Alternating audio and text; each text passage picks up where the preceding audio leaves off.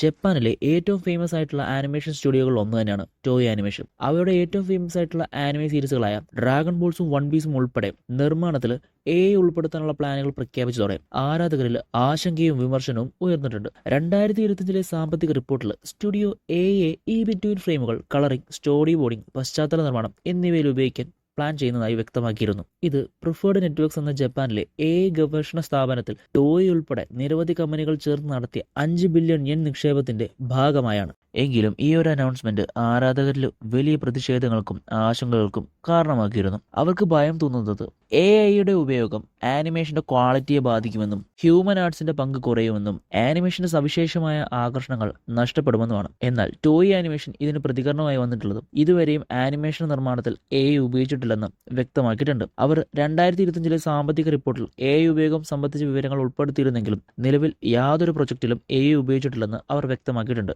അതുപോലെ one piece animator ആയിട്ടുള്ള Vincent ചാൻസാർ പറയുന്നതും ഈ പ്രഖ്യാപനം ഓഹരി ഉടമകളെ ആശ്വസിപ്പിക്കാൻ വേണ്ടിയുള്ള പ്രചാരണ നീക്കമായിരിക്കാമെന്നാണ് അഭിപ്രായപ്പെട്ടു. നിലവിൽ നിർമ്മാണത്തിൽ യാതൊരു മാറ്റവും വരുത്തിയിട്ടില്ലെന്ന് അദ്ദേഹം സൂചിപ്പിച്ചു. സോ എന്താണെങ്കിലും ഭാവിയിൽ ഈ ഒരു അഭിപ്രായങ്ങളെ തള്ളിക്കളയാനാവില്ല. ഒരു നല്ല ആനിമേ ഫാൻ എന്ന നിലയിൽ ആനിമേഷനിൽ AI ഉൾപ്പെടുത്തുന്നതിനെ കുറിച്ചുള്ള നിങ്ങളുടെ അഭിപ്രായങ്ങൾ let me know in comments.